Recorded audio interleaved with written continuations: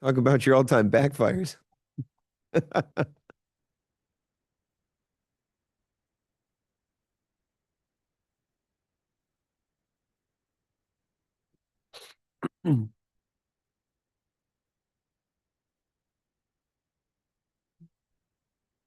How are you? Okay. Well- Okay. You're Okay. All right. I've been advised that we're live, so I'm just going to go ahead and start. All right. So today's February 3rd, 2026. I have 6:04 p.m. Calling to order our regular commission meeting for this month. Madam Clerk, would you please call the roll? Mayor Grove, Here. Vice Mayor Ansler, Here. Commissioner Gonzalez, Commissioner Huntington, Here. Commissioner Samara. Here. Mr. Mayor, you have a quorum. Thanks very much. Let's do the Pledge of Allegiance, please.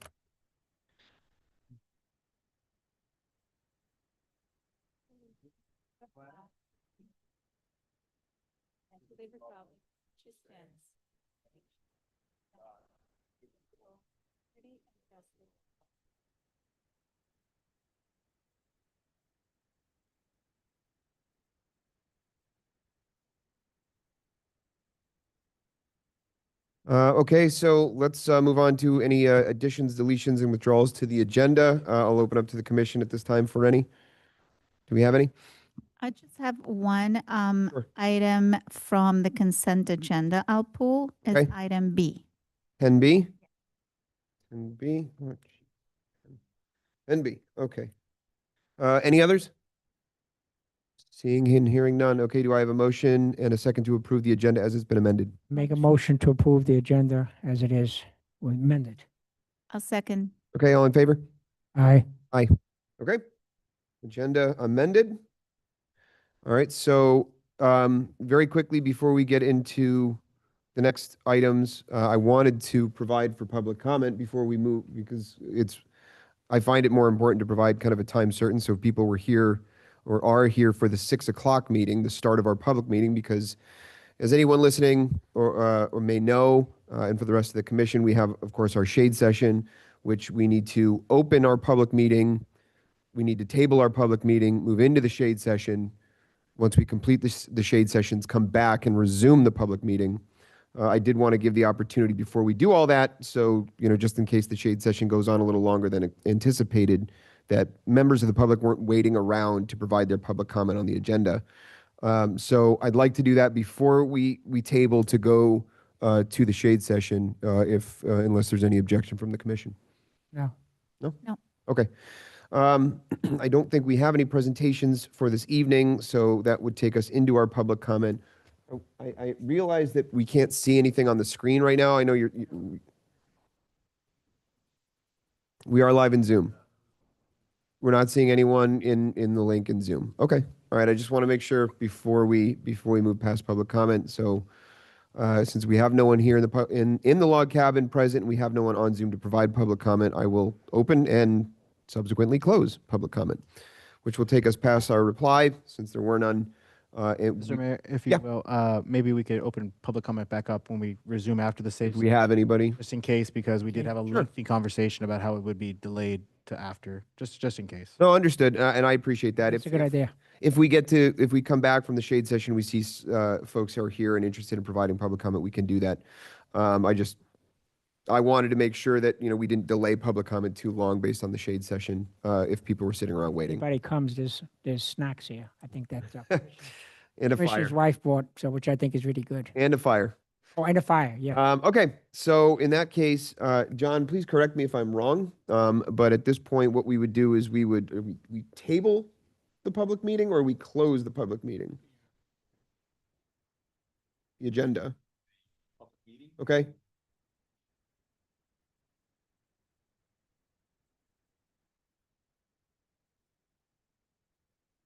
Okay, and I have the statutory. Yes, give me 2 seconds to find it. That's my fault for not having it queued up and ready, so my apologies, but I have it here. Here we go.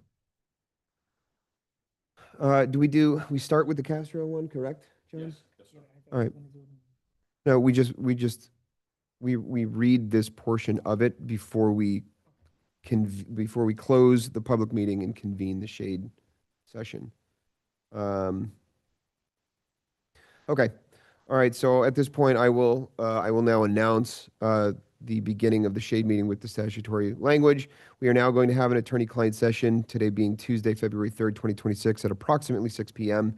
in accordance with Florida Statute Section 286.001, subsection 8, regarding the following lawsuit styled Christopher Castro versus Village of Biscayne Park, case number 25-CV-21837. The following persons will attend the attorney-client session, one or more of whom may participate telephonically. Mayor Jonathan Groth, Vice Mayor Veronica Amsler, Commissioner Dan Samaria, Commissioner Art Gonzalez, Commissioner Ryan Huntington, Village Manager Al Childress, Village Attorney John Herron, and I apologize, Michael Cantor? Got it. Michael Cantor as our outside counsel from the firm Weiss Serota, and an official court reporter designated by the village is provided by law, which I believe she is in there waiting for us. The length of the attorney-client session will be approximately 30 minutes to 1 hour. A court reporter will transcribe the closed portion of the meeting, and at the conclusion of the litigation, the transcript of the closed portion of the meeting will become public. So at this point, we will close, well, I guess, table the public meeting, and we will commence the attorney-client shade session. I think I missed this. Oh, sorry. I got a little ahead of myself. We will now close the public meeting. All those whose name I did not call must now leave the, well, we're not leaving the meeting room. We're going to a separate session area. And then these introductory comments are for the actual shade session. Okay. All right. 6:10 p.m. Okay. So we'll reconvene at the conclusion of the shade sessions. Thanks, everyone.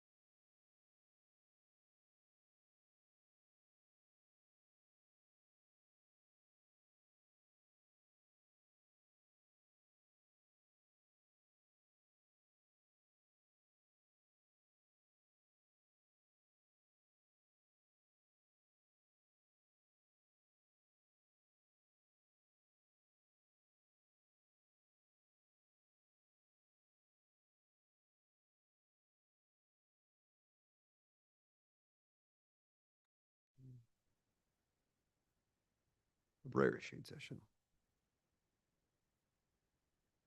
We're live?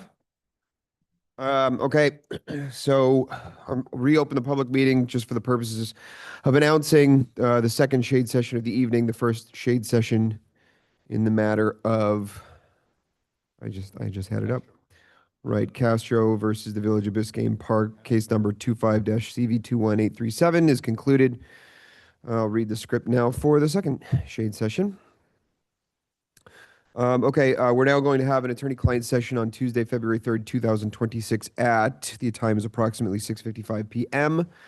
The script says at 6 p.m. or as soon as thereafter as possible, in accordance with Florida Statute Section 286.001 subsection 8 regarding the following lawsuit styled. Luis Cabrera versus the Village of Biscayne Park et al., case number 25-CV-21452. The following persons will attend the attorney-client session, one or more of whom may participate telephonically. Mayor Jonathan Groth, Vice Mayor Veronica Amsler, Commissioner Dan Samaria, Commissioner Art Gonzalez, Commissioner Ryan Huntington, Village Manager Al Childress, Village Attorney John Herron, Michael Cantor as outside counsel with the firm Weiss Sirota, and an official court reporter designated by the village as provided by law. The length of the attorney-client session will be approximately 30 minutes to 1 hour. A court reporter will transcribe the closed portion of the meeting, and at the conclusion of the litigation, the transcript of the closed portion of the meeting will become public. We will now close the public meeting for the shade session. All of those whose name I did not call must now leave the meeting room, but we'll be convening over in Village Hall so people here can hang out. And this is the introductory comment for the shade session. So I think we're good. Okay, that's it. We'll be back.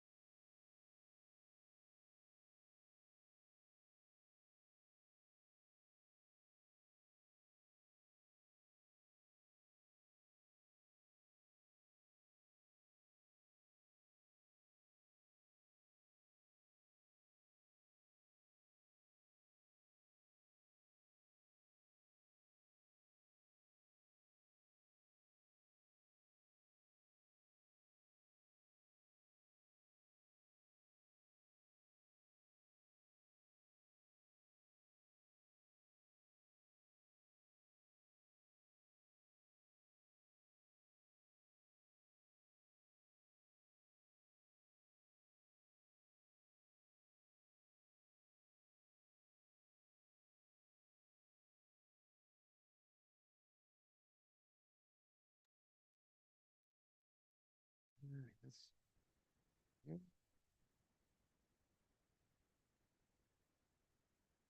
Did Al come back in or not?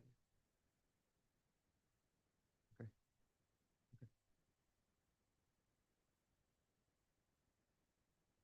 Thank you very much. Well, don't want to proceed without the manager, Right. but Right there. cover some things that we don't need. That's what the whole purpose. We figured that's what you want. Okay. So I'm sure the manager will be with us here shortly. Just come back over from the shade session, but at this time, the both shade sessions have concluded, and we are reopening our regular commission meeting for this evening. So when we left off to move into shade sessions, we had opened and closed public comment, but it was the desire of the commission to reopen public comment since some folks had joined us. If you'd like to speak at this time, so we will do that. We'll open public comment and start with folks here in the log cabin, followed by anyone on Zoom. As a reminder for public comment, it's limited to 3 minutes, and please provide us with your name and address before you begin. So we'll start here in the log cabin. I know you're on a deadline, so we got here just in time for you.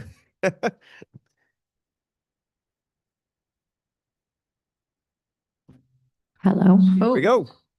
It works. All right. Anna De Leon, 655 Northeast 115th Street. Good evening. I just wanted to give an update. I'm on the Parks and Parkways Board, and we just wanted to give you a couple updates on what we're working on. Whoop. What should I do?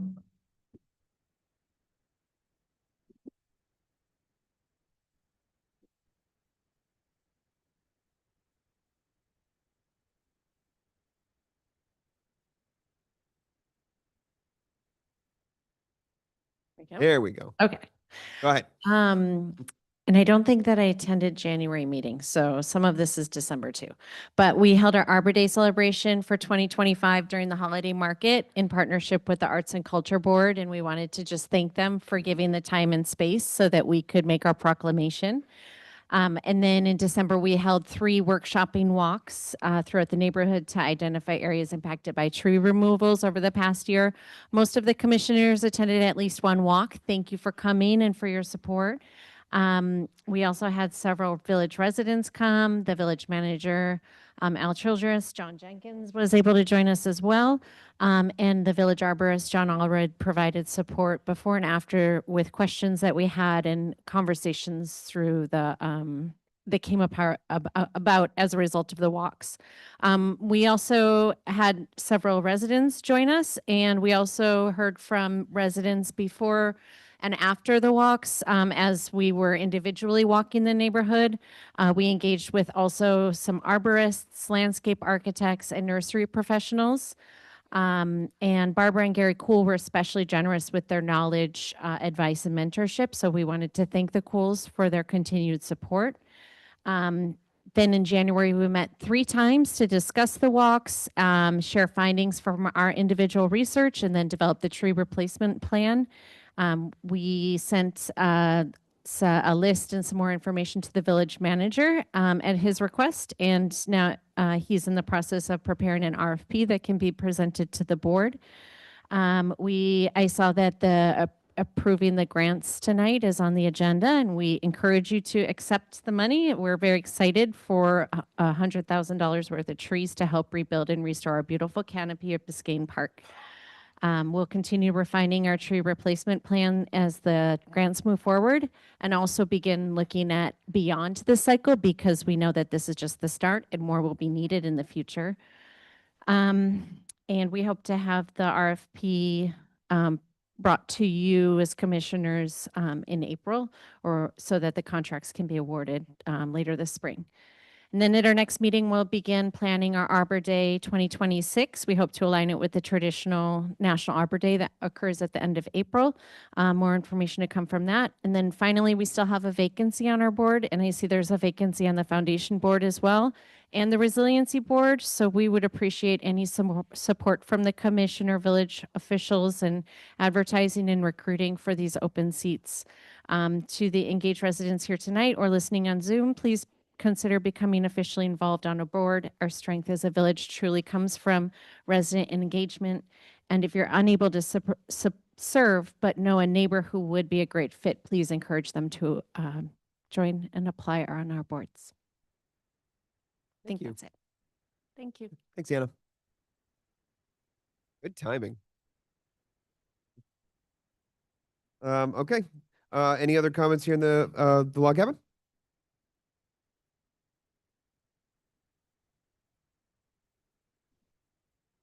Oh, did you want to go first? Danielle Huntington, 744 Northeast 119th Street. I'm here tonight to talk about our favorite topic, which is traffic. As you know, we've made some headway with the ILA, the Safer Streets for All, but there's still, an issue with speeding, traffic violations, and other things that are like safety issues for pedestrians as well as drivers. As you know, we're kind of behind the eight ball with a lot of other municipalities. Miami Shores is going to start implementing speed tables anywhere where the traffic study indicates them.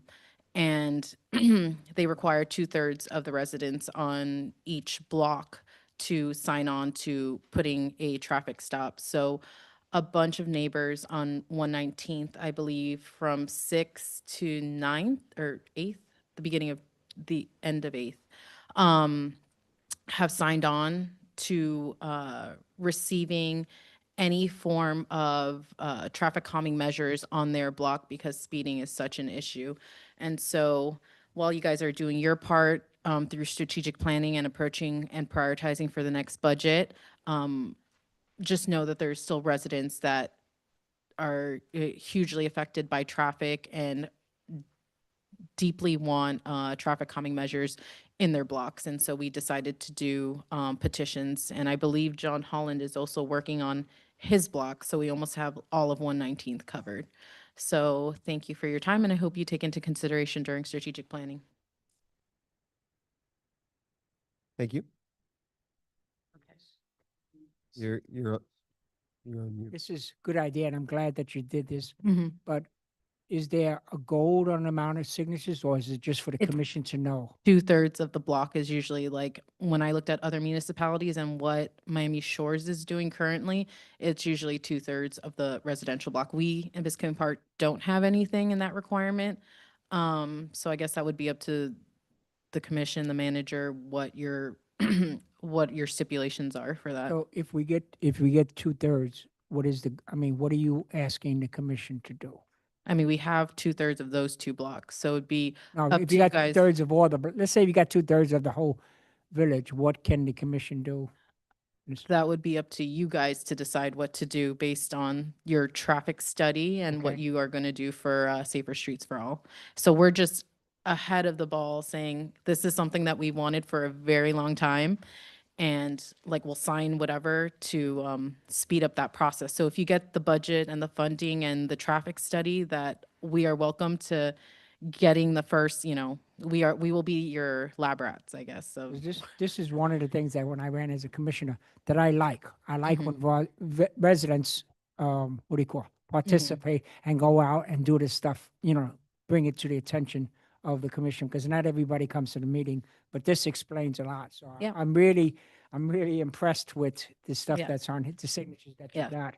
Hopefully a lot more issues, you're gonna do that again in the future. yes, and I I want to think thank this is good. Patricia for spearheading everything. I just put together everything, but she definitely did all the No, the work for that because it affects her. She lives on 6. I just want to commend you as a resident for doing that, because I think that's something that I, as a commissioner, want to hear. I want to hear what the resident, I can't get a lot of people I'm not good as Kennedy and as your husband of getting people, or Commissioner Amsler, to get people to sign up their emails. Mhm. And this is one of the things that I like to hear, is I like to have Yeah. people participate. And Well, that's so- how important it is to them that And I they want to commend you for doing that, because Yep. it's a really good job. Thank you. Thank you.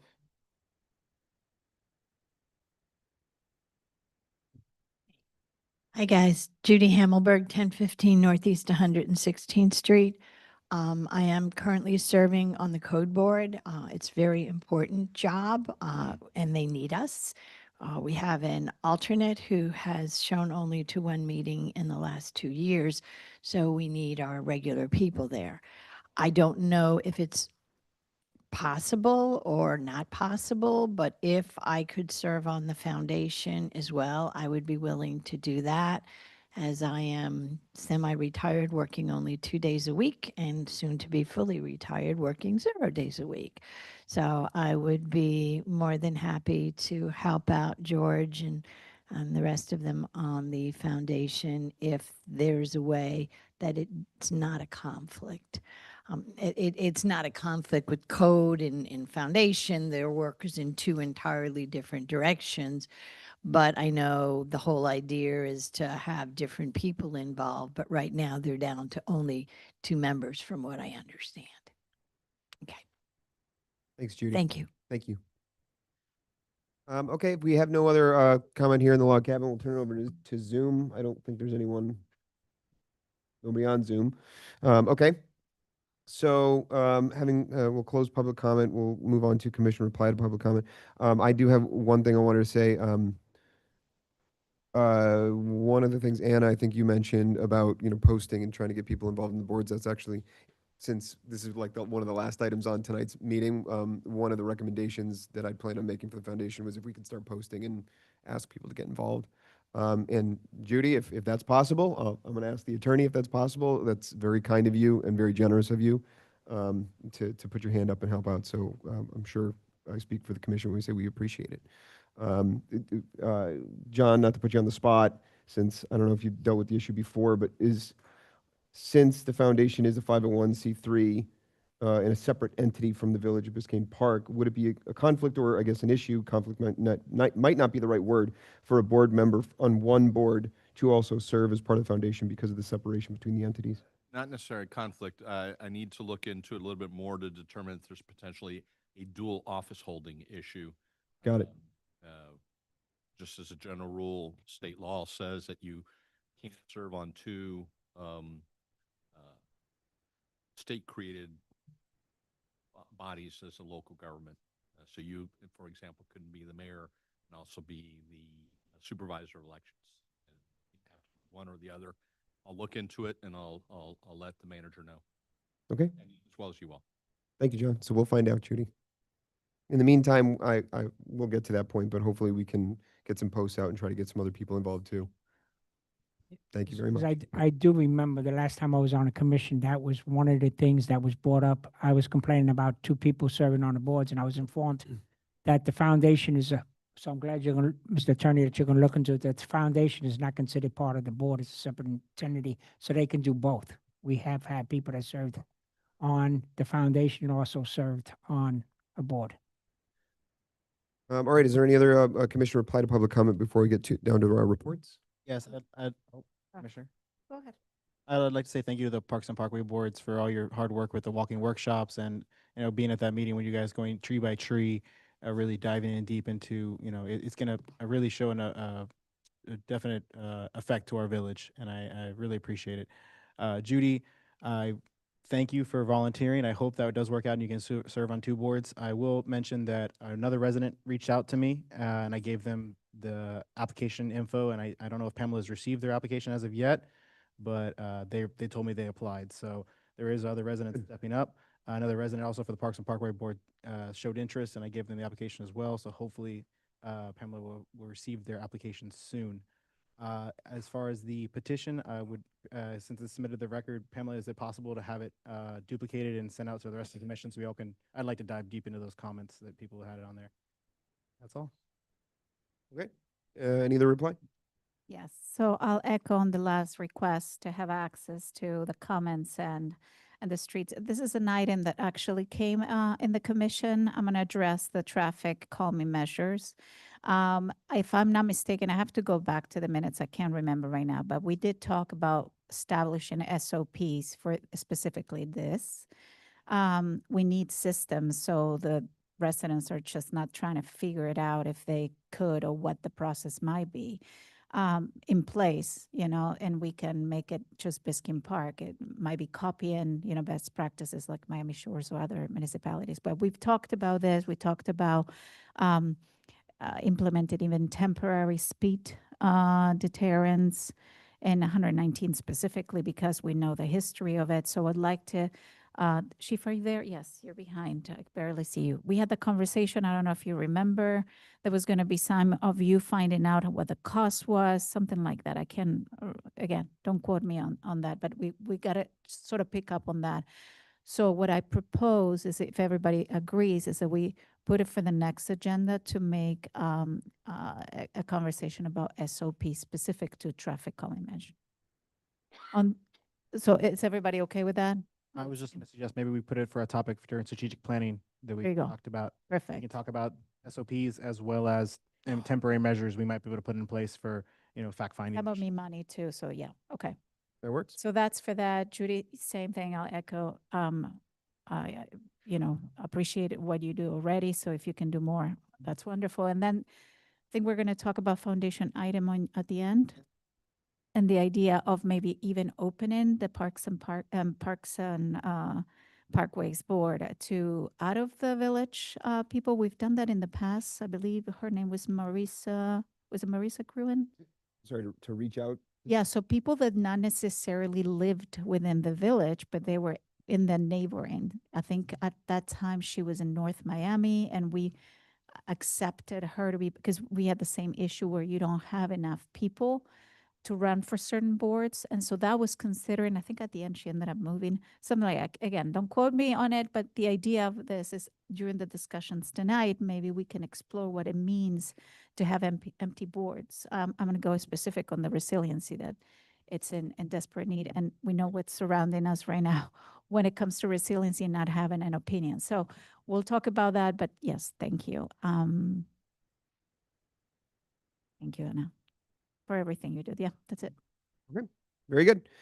So let's move on down to our reports. We'll start with our manager report. Mr. Manager, would you like to present anything with respect to your report this evening? Yeah, Mr. Mayor, as you know, I was in mediation all day, so I just threw together a few items that is not as lengthy as my usual report. But after our last meeting last month, I flew to Tallahassee the next day. You were already up there. Commissioner Huntington was already up there. I think we had a very successful meeting in Tallahassee. Very informative. We were able to meet with a number of state reps and other state senators that those two appropriations that we're looking for funding for, as you're aware, it's for the Parks and Recreation new equipment, and then our a study to convert our septic tanks to sewer. So those are our two funding projects that we're looking for. And of course, our state lobbyist, David Caserta, was up there lobbying with us for those appropriations. Movie night, we had a movie night this month. Parks and Recreation did a fantastic job. It was well attended.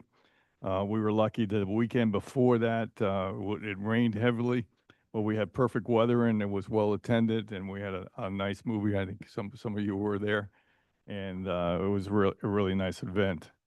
Public Works has been working on a number of projects. If you have the ability to ride around the village, you're going to see some of the projects they're working on to beautify the village. And also this evening, thanks to our Public Works staff, they've got the fireplace going, and keeping us warm here tonight. Yesterday, I came in here for a meeting. It was 52 degrees in here yesterday afternoon, about 2 o'clock in the afternoon. So we needed to do something. And then we found out our reverse cycle air conditioning, the electrical hookup, it requires a 55 amp power outage, and we only had 25 amps going to it. So every time we would turn it on, of course, it would blow a fuse. So we were able to fix that this morning with John's help and get that going. Police Department, we issued an LTC this morning, and hopefully you had an opportunity to look at that. We're going to put that on the agenda for next month so the entire village commission can see that, and also our residents can see it. At Hurricane Milton, we had deployed 4 police officers to Tampa, and we were able to, with the help of the chief and Captain Rosario, with their diligence and pursuing that paperwork, that lengthy paperwork, and getting on the phone and talking to people up in Tallahassee, we were able to get back $43,000, $46,350, which was just outstanding. I thought that money was lost and that we weren't going to get it back, but they were really diligent in getting that money back. So kudos to them and their pursuit of that. Code also has been working hard. Doreen was here earlier, but we're pursuing, as you know, the property on 121st Street. They're resisting us. There's a meeting going to coming up this week internally to discuss. There's a court case that's been filed against the village to present us from tearing down that structure. So we have an internal meeting coming up to discuss how to settle that. The village clerk position, we had some excellent candidates we interviewed. We're down to the 2 finalists. I'm going to be issuing a offer letter this week, and then we'll probably have the person starting in the next 2 weeks.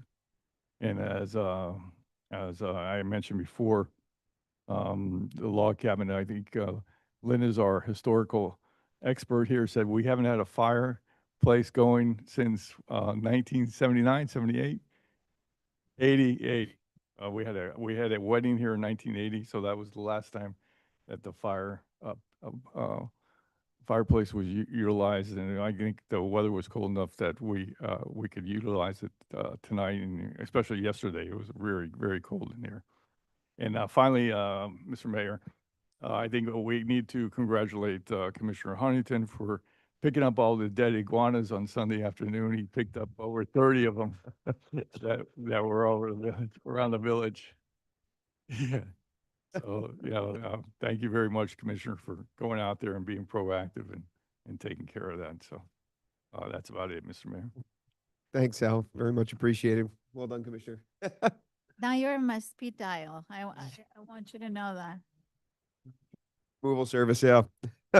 And certainly with respect to the recovery of those funds, Chief and Captain, thanks very much for your hard work on recovering that money with the manager. It's certainly nice to find money that we thought was lost was recoverable. So we very much appreciate your hard work there. Are there any questions for the manager on his report before we move on to code? No. Okay. Code, I know we had Doreen with us earlier. She is no longer in the log cabin. Are there any questions or any discussion points on the code report for this month? No, hearing none. Okay. Parks and Rec, any question on the department report for Parks and Rec? No? Okay. All right. Public Works, any questions for John on the report? He's here with us. Hearing none. John, thank you as always. Okay, Police Department, we have the Chief and the Captain here with us. Any questions on the Police Department report for this month? Hearing none. Okay. Commission reports, are there any reports from the commission that you'd like to present at this time? Just No. start down with, No, I'm sorry. Thank you, Commissioner. Thank you, Mr. Mayor. So yeah, I traveled with the mayor, village manager, and our lobbyist, David Caserta, to Tallahassee. Thank you very much for allowing me to join with the legislative party. It was eye-opening to see our process in Tallahassee, and I'm looking forward to it next year. It was a bunch of great meetings. I hope that it is fruitful. I hope our appropriations are well recepted and successful this year. I will also be traveling to Washington, D.C. at the end of this month. I announced last meeting to meet with Congresswoman Frederica Wilson, hopefully to spread the word of Biscayne Park and what we have going on here. Thank her for her representation in Washington, as well as to maybe get a little insight into the federal appropriations process. We'll ask the commission in strategic planning if we can discuss just some high-level projects, wish list kind of projects that we could pitch to her that maybe we can put on a federal appropriation that she might support. She did support us in previously in other appropriations, so hopefully she will continue that support of Biscayne Park. That's all. That's all I have. All right, thanks, Commissioner. All right. Okay. Just for I talked to the city manager about it in his strategic planning. I hope I say that right. I'm gonna bring up about in reference to having the in-house sanitation and the garbage people are back. So I'll bring that up at the district meeting.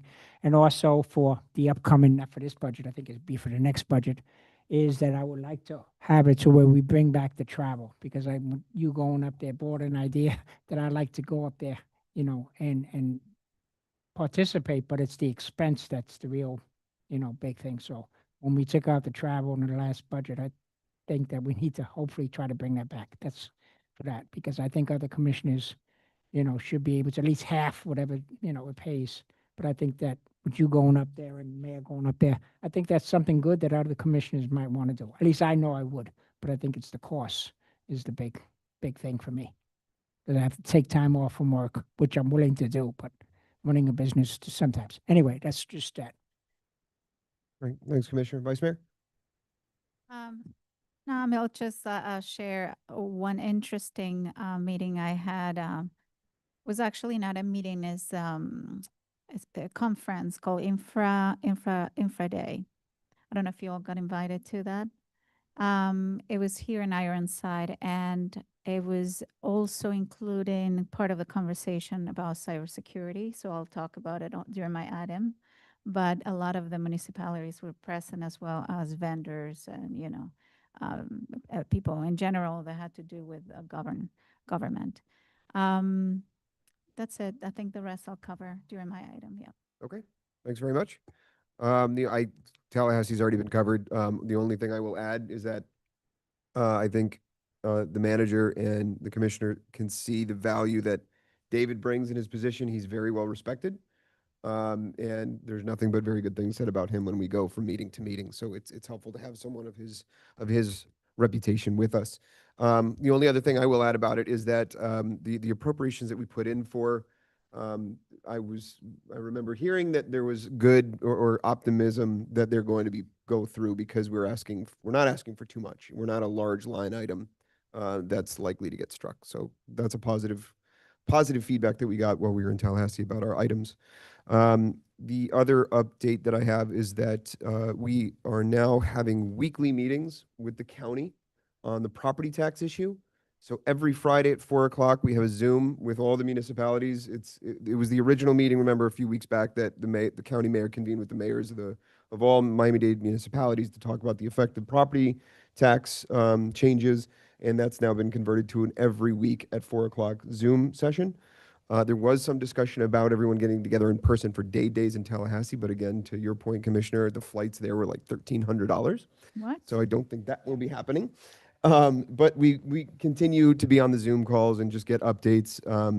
And it's ongoing. The county is very aware.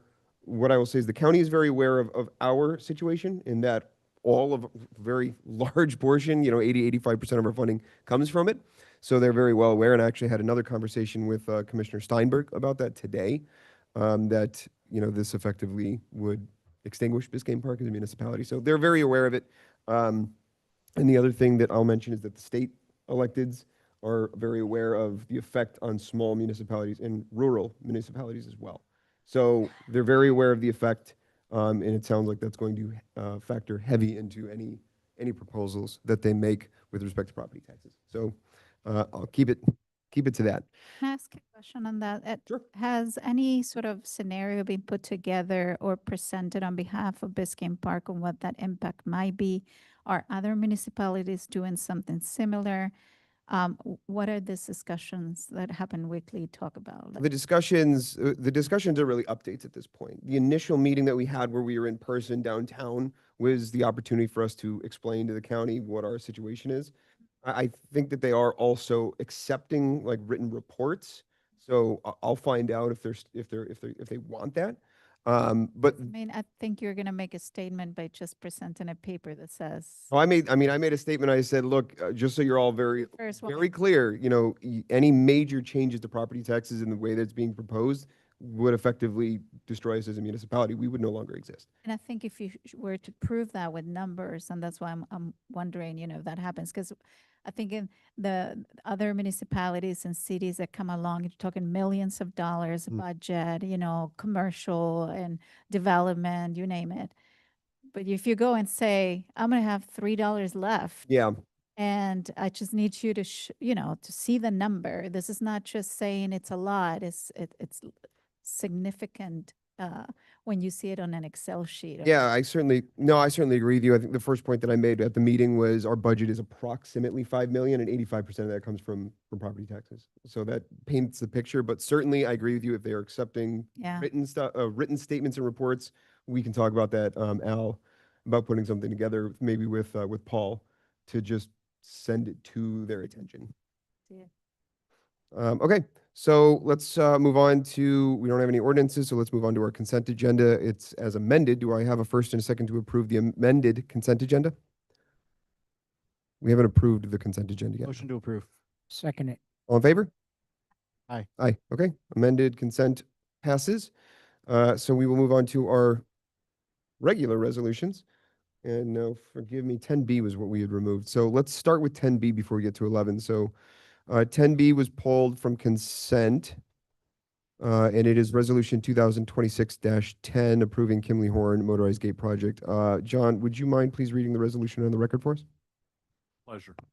This is resolution number 2026-10, entitled Resolution, the Village Commission of the Village of Biscayne Park, Florida, authorizing the village manager or designee to approve, sign, and issue a task order to Kimley Horn and Associates in an amount not to exceed $6,500 for professional electrical engineering and design services associated with the Public Works Motorized Gate and Access Control Project, authorizing the village manager as designee to do all things necessary in furtherance of this resolution and expend budgeted funds on behalf of the village, providing for severability and providing for an effective date. John, thank you very much. Do I have a motion and a second to? I'll make a move- motion discussion? to approve resolution 2026-10, approving Kimley Horn Motorized Castle Gate Project, excuse me. Second. Okay, so Vice Mayor, I think you asked this one be pulled. Yeah, so sort of consistency to what I've been talking about, processes and the charter and what it stands, charter or code, apologize. This falls within the purchasing power of the manager. So I, again, all for understanding what this is and getting to know the details always. But it's something that I would encourage to put in the manager's report, rather than rectify approval from the commission, since we already have defined within the processes that it's not needed. And I just wanted to double check with the attorney that what I'm saying is correct. We are already working on that, as I Yes. discussed to Vice Mayor, and in the future, those will be potentially not on the agenda if they fall within the authority of the village manager. All right, thank you. That was it. Okay, Yes. Can I say something? Sure. 'Cause I don't think there's consensus on that. I think that not all the members of the village are in agreement with Commissioner Amsler. Commissioner Samaria had asked me for full transparency, to make sure that he had no problem with me putting items that were within my authority on the agenda. So it was under consent. It wasn't for discussion. It was just, so there is not consensus during the entire commission on that item. Can I reply to that? sure. So here's the thing, Albert. So I'm not in any way in opposition for you bringing this item forward, is where they're at. You could bring them for transparency, for the commission to understand what you're doing and what money is going where. And I think actually is a great practice. I don't believe within our charter, and it's very clear and specified, that you need to bring this to us for approval. That's all I'm saying. So if you were to put that within your reports, that sort of conveys what the commissioner is asking for transparency, and that's what I understand. It's not needed for the commission to approve, because that in a way, you're asking us to go against what the rules say. That's how I see it, and that's why I propose always keep bringing it up. Always, it's a great thing to be transparent, but just put it on the commissioner's report. So, and I know that, this was a comment made, I think I don't know if it was last agenda or the prior agenda, again, this is my perspective as how I read it, and that's why I asked the attorney, and I had asked Bradley before, does this fall within my authority to authorize? And the answer was no, it's just not needed. So to Commissioner Samaria, You still have the ability to see, and again, I promote that 100%, but I just want to make that point clear on my perspective, on how I read it. Well, I think with the representation that we've just heard from John, unless I'm mistaken, John, and I don't want to mischaracterize what you said, is that there's going to be some additional clarity, or that you're looking at it to provide us the Yeah. correct framework or your position on it, I guess. The end of the day, it's my job as the attorney to make sure that we're following our rules and regulations. And there is a section in the village code that does authorize the manager to enter into purchasing agreements without the need to bring them to the village commission's attention. The the initial threshold is $2,500 or less. There's another threshold of between 2,500 and 10,000.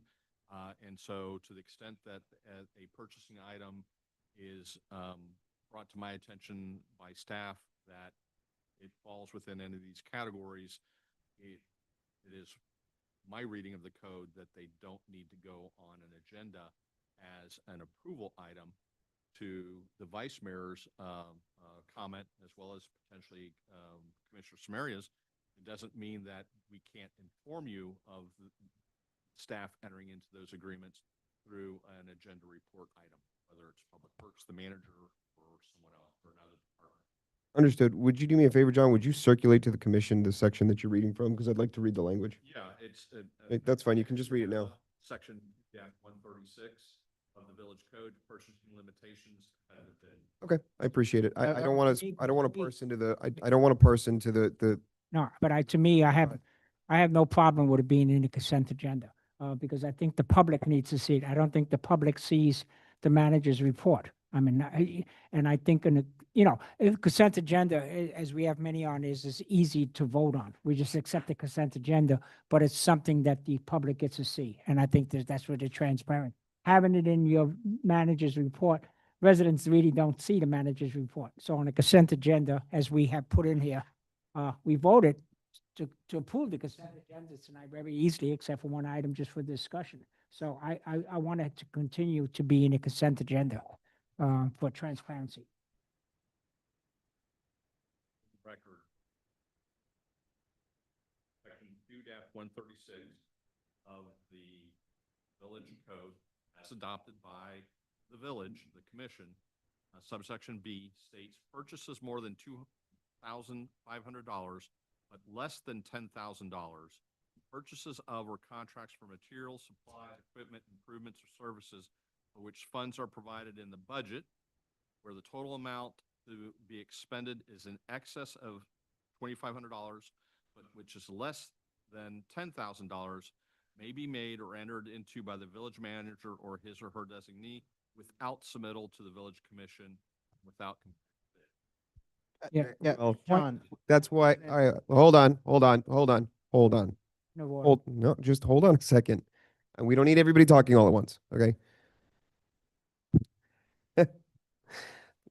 Go ahead, Commissioner. We're not questioning whether or not he can spend the money. It's just transparency. That's just the village. That's where the residents can see what's going on. I agree 100%. He doesn't have to bring this to us, but the fact that he does tells me something. It tells me he's not trying to hide anything. I understand. Commissioner, you're going to make a point? yeah, I'll concur with Commissioner Samari. It says may, so he may bring it before us if he so chooses. I am fully in support of the manager if he chooses to may bring it before us. That wasn't great English, sorry. By all means, he can as he can will. I understand Commissioner Amesler's point that it might be, wasting some time, but I'm fully in support of it. If he chooses to bring it, that's fine. On this one, I'm ready to call the question. I'm ready to vote on this one. All right, but I haven't spoken. Sorry. Go ahead. I have a lot of deep thoughts on this matter. But I listen, but to Commissioner Amsler's point, I think that, and listen, I don't want to put words in her mouth, but I think her whole point is just that he doesn't need approval. So why are you asking for approval from the commission? Right? And I agree with her. And I listen, full disclosure, I've told Al, don't bring nothing to the commission. If it's in your authority, do it.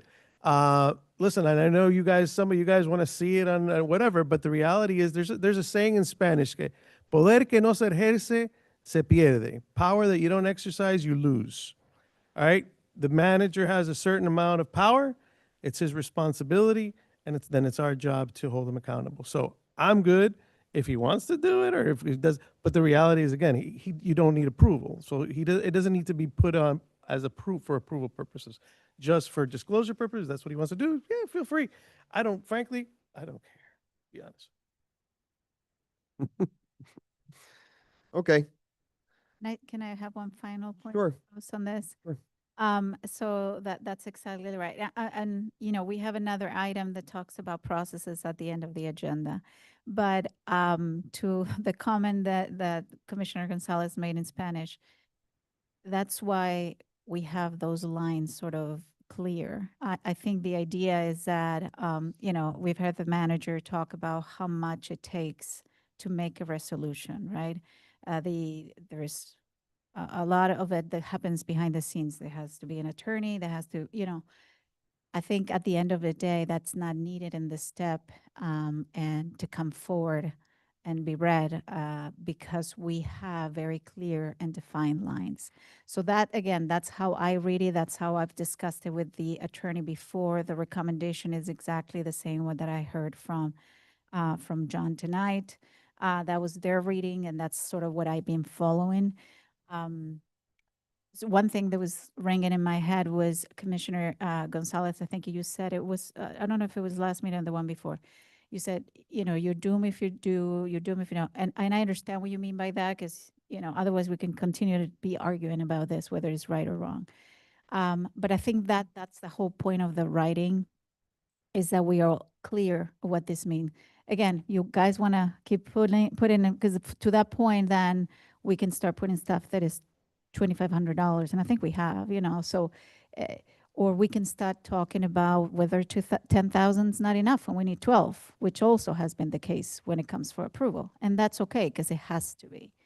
I just don't like moving the line, trying to keep it as how it's supposed to be read, and that's why I go to the attorneys for them just to let me know what that means. So just wanted to close on that point. understood. You know, I think that the reading of the code, sorry, John, code. Keep going, it's the Coke, right? Code. I think that the reading of the code, and I'm sorry because this is just my mindset. The reading of the code is discretionary to the manager's Okay. preference. It says may, Yeah. so that's just if he wants to do it this way. Look, I would kind of echo what Art said. I'd say Al, just do it. Put it on the manager board and just let us know, because then you can just move things forward faster. But my reading is that it's discretionary. If you choose to put it on here in the agenda in this fashion, you certainly may. If you choose to put it in the manager's fashion, you certainly may. That's just the way that I read it, that it's at your discretion. Again, I would say just move things forward. But again, I think it's up to you. To me, we have had managers in the past that have done stuff that the commission sees it, but the residents doesn't. So I continue to want to have the transparency. Residents don't see, I've seen, yes, he has discretion, so we have to trust that he's doing a good job, and he is. But unless the residents see it, it comes back to backfires. Transparency. It doesn't take us too long to approve the consent agenda. No, We did it tonight, except for just one item we wanted for discussion. I agree with you I wanted completely. the residents see it, and I think that's important. Heard and understood. So as far as a vote on the resolution, do we all, is there consensus to approve the resolution because we have a motion and a second on the table? Yes. Yes? Was that an all in favor? No, just because of what I. Yes, Yes. yes. Right. That's all I'm saying. All right, Speaking for everybody. 5-0. 4-1. All right, so that approves that resolution. Let's move on to resolution 2026-08. John, would you please be kind enough to read the resolution onto the record for us?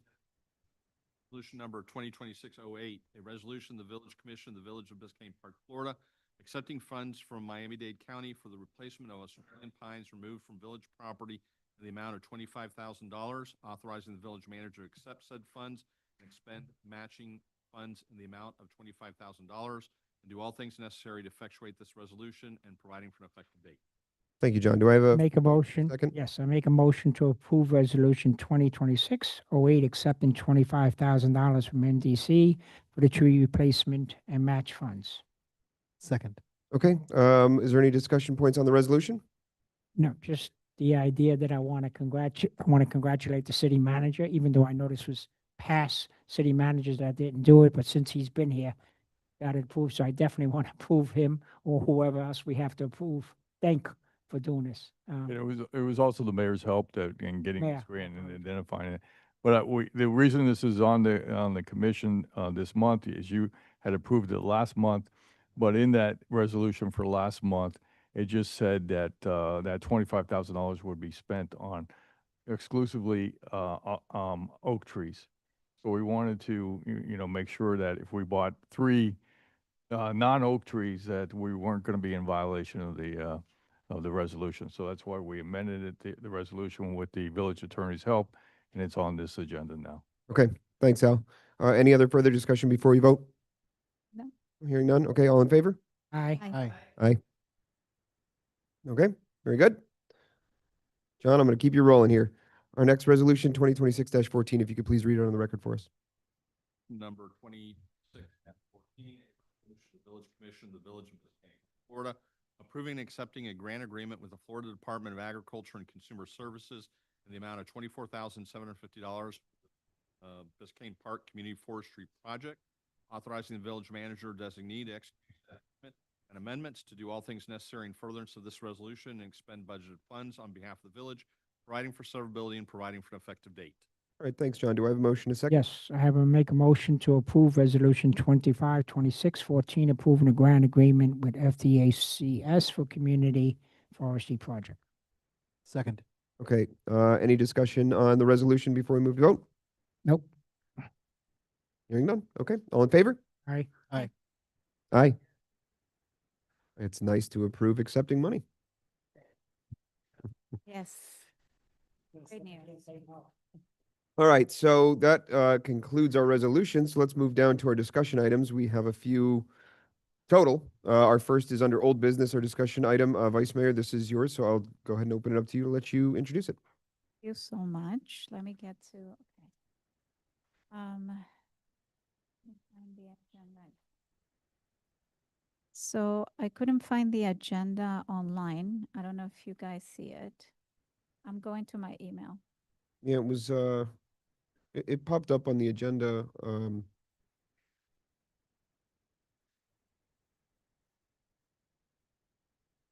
I don't see it now.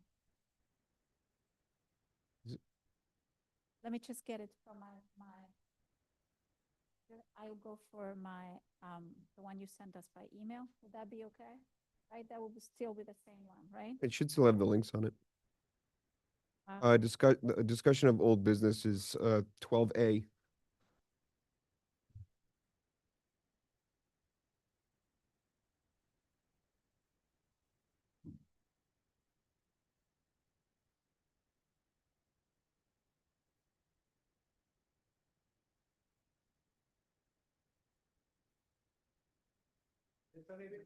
It's just, I think it's the internet maybe, because it's not letting me see the item.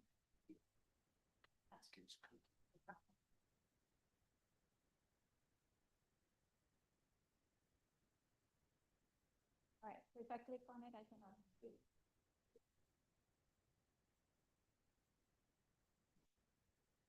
All right, so so I wrote this a while back. I think it was 2 months that I've been kind of pushing it because we had a switch of hands when it comes to our attorney. And so I definitely did not want this to be the first item that I had in the agenda with John. And I wanted to have the opportunity to discuss this with him, and I did. So as a background, the village has recently experienced issues related to sunshine law compliance, including delayed meeting minutes, inconsistent posting of meeting notices. And as I previously shared, concerns about how public records requests are being handled. While challenges like this are not uncommon for small municipalities, they must be addressed to maintain transparency, ensure legal compliance, and protect the village from potential liability, especially since some of these issues have had already some financial impact on the village. So as a next step, I just wanted to discuss with you a little bit of that. So the agenda not being posted online is an example of that. You know, we can have issues. And again, I recognize we're small. We are constricted by the staff we have because of the budget that we have. I'm recognizing that we can sort of have limited resources at our hands to make our job easier. But when it comes to compliance on specific statutes, with our processes, with our resolutions, ordinances, you name it, we, as I see it, we need just to make sure that those are follow through. And it is our job in the day, as I see it, that we make sure we provide that oversight. And so a lot of this has been discussed, so I'm not going to go into the details, but I did have a discussion with I'm going to go to my document. So I did have a detailed discussion with our attorney, and I had before with our prior attorney about certain inconsistencies that really concern me. And I, first off, wanted to make this clear because I think it merits it. I want to make it so that we have guidance on the process from now on the record and from the attorney as to how to manage certain things out of compliance when they happen. I want to make sure we ensure consistency and clarity going forward. And again, I think part of what we need to do is just ask the questions, get the guidance, and then improve if it's needed. That's all we can aim to.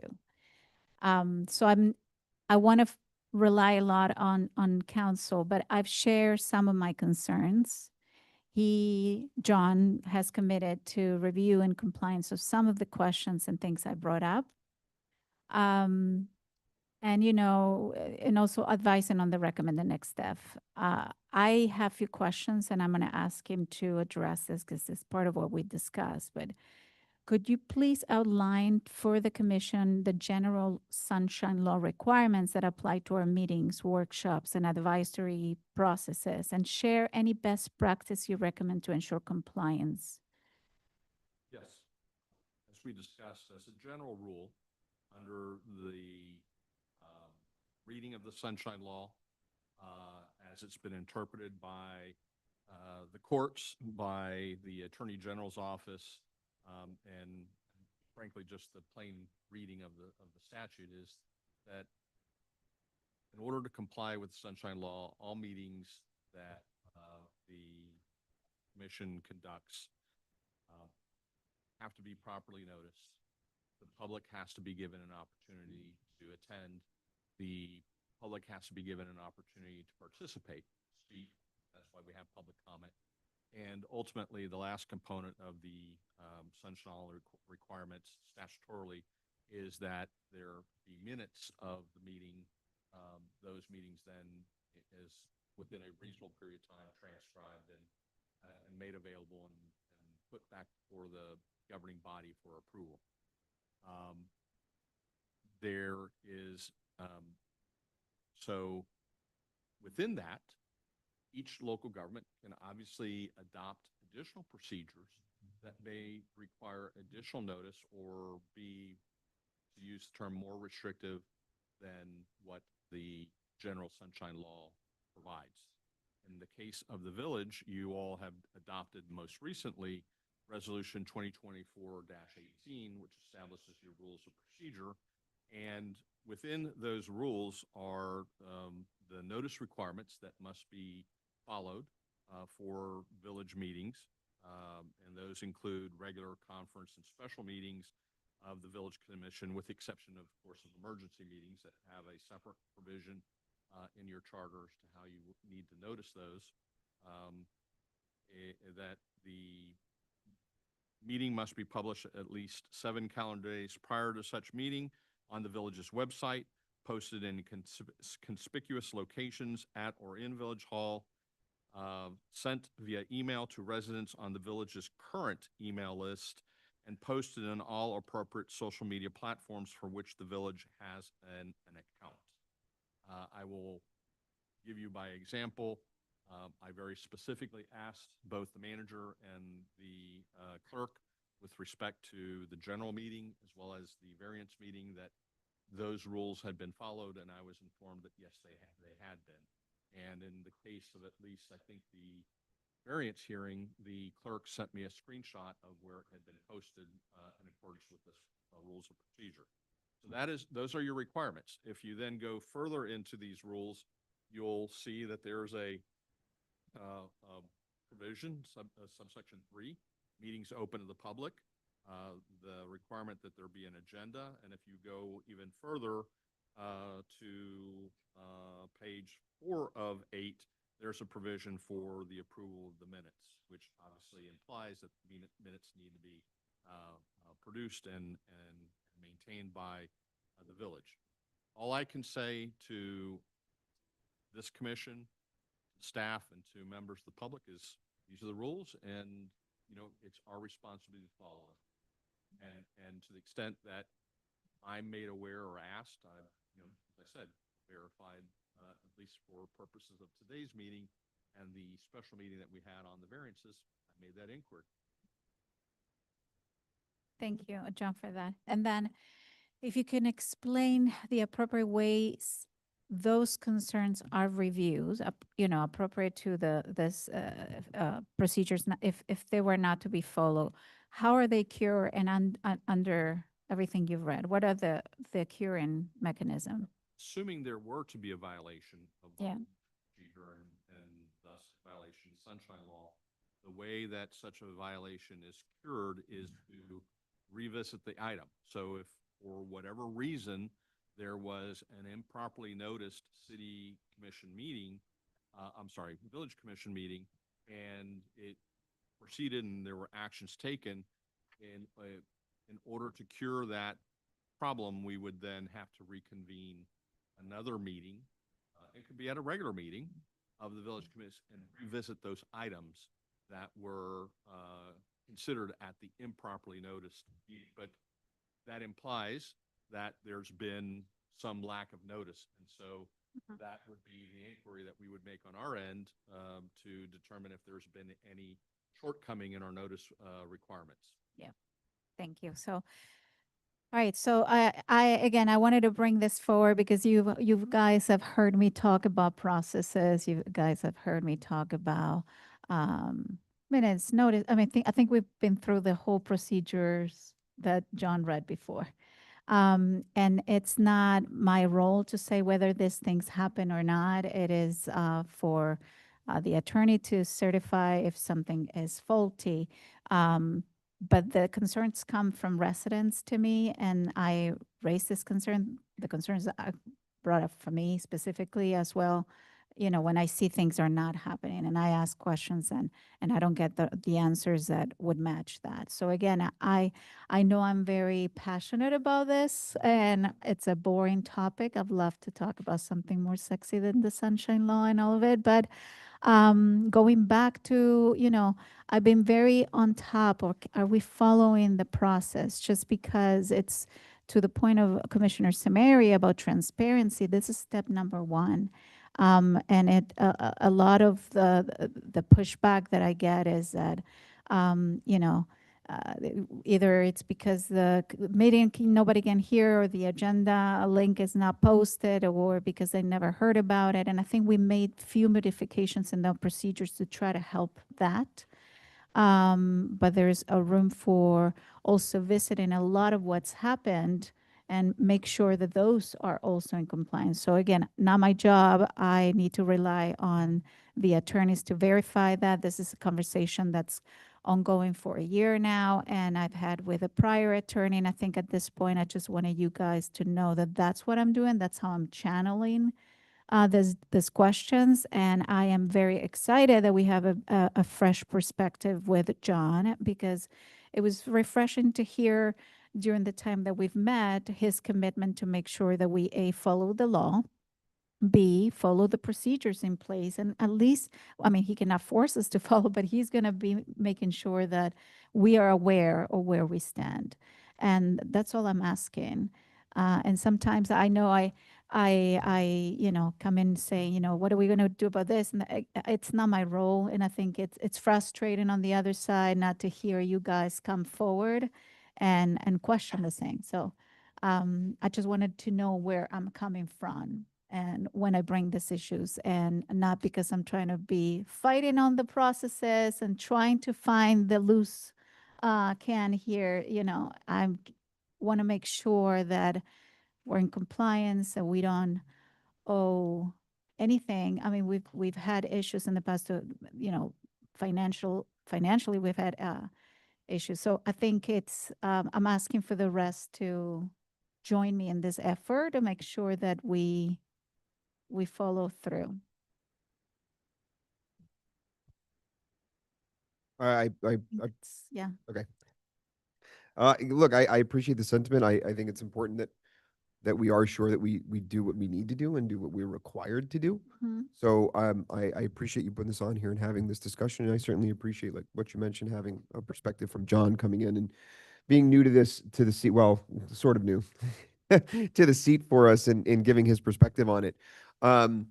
Yeah, you know, I think the way that I look at it is I look back at some of the difficulties that we've had with the noticing, with the meetings, and I've seen since that time, what I like to see is, I think this is just me personally, my perspective, I like to see progress. I like to see improvement.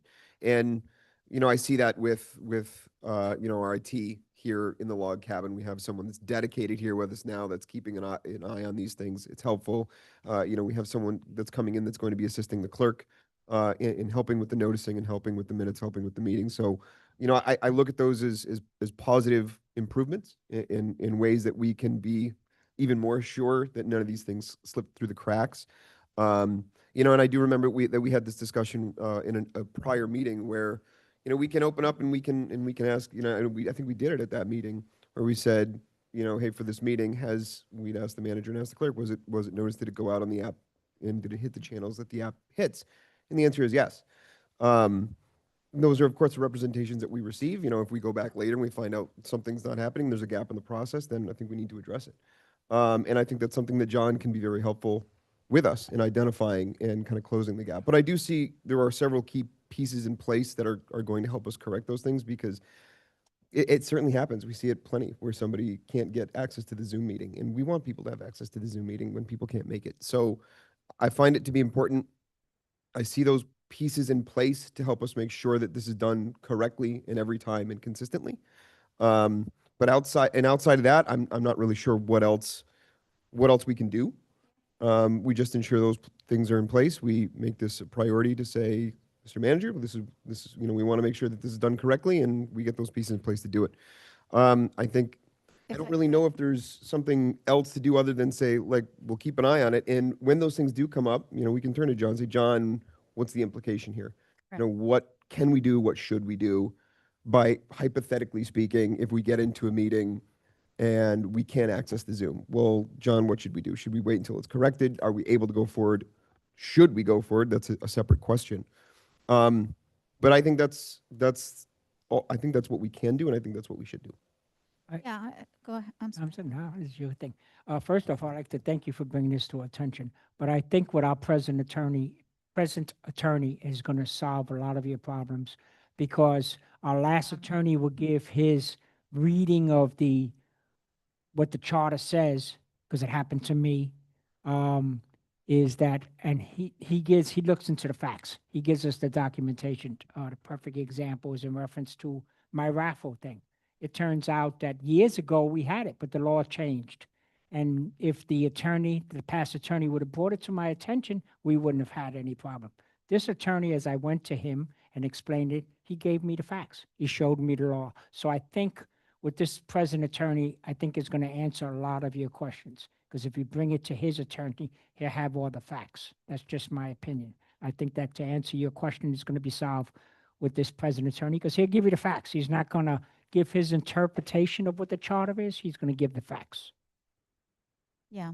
So, And I think that's, you know, for me is, it's our oversight responsibility to ask those Oh, of course. questions. And if we find that, you know, and again, it puts me in a very difficult position if I am the only one asking the question, because obviously to staff, I am asking over and over the same and, you know, trying to hope we get somewhere. And like we saw today without the link, it's just, I understand things happen, but we, to your point, Jonathan, we need to move forward. So all I can do is ask those questions and then bring it to the attorney, like I've done in the past. But yeah, I just, again, you know, help me not be the only one that brings these things forward, because you hear probably from the same, I'm hoping you hear from the same residents in the same manner when these concerns come up. And, you know, the Zoom, I think it's an optional thing, and we fix few wordings here and there to broaden the spectrum of how, you know, we handle certain things. But notice, time frame, agenda links, you know, I think that you know, we rely on staff solely for this. Right. And again, on the attorney in this case to see how do we move forward. So again, I don't want to go looking at the past, and my intention is if we can get best practices from now on, if his recommendation of, you know, the different things we've discussed and, you know, and we'll be discussing, that I wanted you guys to be aware that that's. And I think bringing the attention like you've been doing to this attorney, he can have all the facts that you need. And I think he'll give you the information better than the last attorney that we had. That's just my opinion on it. So I commend you for, you know, it might sound like I don't agree with you, but you better, just like I did with Commissioner Kennedy, he's good at expressing himself. I'm not good expressing myself. I think that's my problem that I had in the past, which got me into trouble. Now I state just the facts. So sometimes you express things better than I am. And I do agree with you, but I might not express it. So I just wanted you to know that. Don't state your meetings, don't just talk about yourself. Commissioner, I concur with you that, you know, I obviously want to see our sunshine laws in the state of Florida as well as our own resolutions here at home followed. But I will say, you know, I understand your frustration being the only one asking these questions, but I have to say that I'm frustrated being at a loss that I'm not getting these same questions that you are, these same complaints. We can't force anyone to share any information other than with you, but maybe, you know. Mic on? No, sorry, maybe I'm not speaking into it. Maybe spread the word to the residents to include all the commissioners in these emails or these complaints, however you're getting them, so that way we can do the due diligence as well and share that burden of asking the questions. I would gladly ask those questions if I got the complaints, but I'm powerless if I haven't received the complaints. I have nothing to go on. I only hear your side of it. I don't hear the residents getting to dive deep into specific situations. When we had an issue with our app vendor, I dived deep into that to see what was going on to try to help out and come to the root of the problem. If I have no information to go on, I'm at a loss. Do you understand? I wholeheartedly agree that I want to see these processes followed, but right now it's radio silence. I hear nothing. I see nothing. I go with what I personally see. What I see is, like the mayor says, I see improvement. I see compliance. And if a resident has a difference of opinion, I would gladly hear it and gladly investigate it myself personally. But that's not what I see. I want to go with what I see. So by all means, share specific instances you have, or ask the residents who are complaining to forward it to all the rest of the commission so we can all be aware, we can all dive deep into it.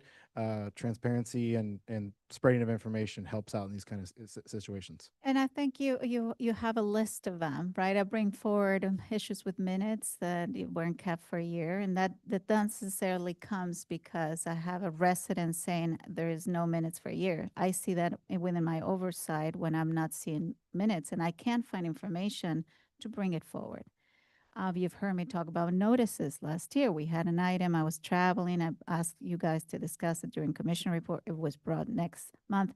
I think the feedback was the staff was looking into to see if compliance was provided or not. You know, it was left at that. So I don't expect residents, and I'm not, my oversight, and this is me, does not come from every question I'm asked as a resident. Residents keep going with their life, they come with 2, 3 things, but we have several emails, and I know, it's been discussed in commission meetings, so it's public, of different topics related to different areas within the sunshine law that the attorney just spoke. I specifically talked about last year meeting. If you remembered, the strategic planning session did not hold, to my knowledge, an agenda, a minute, a video. That's out of compliance. So how do we move forward to that? What do you do with that? I was in purview to the conversations the second day. I wasn't there. So that affects me directly. I bring those things forward.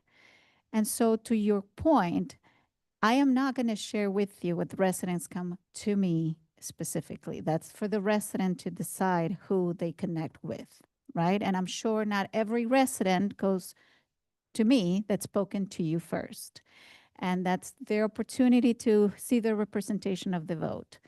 What I do expect is when these things come forward and we have the opportunity to discuss them, then there is a stand on it. How do we move forward? We can't just linger on the fact that this is happening when I'm expecting, and it comes first from the attorney's perspective, is what's best practice? How do you solve or cure something that's not in compliance? If so first, how do you address if it is? And second, how do we cure it and do so?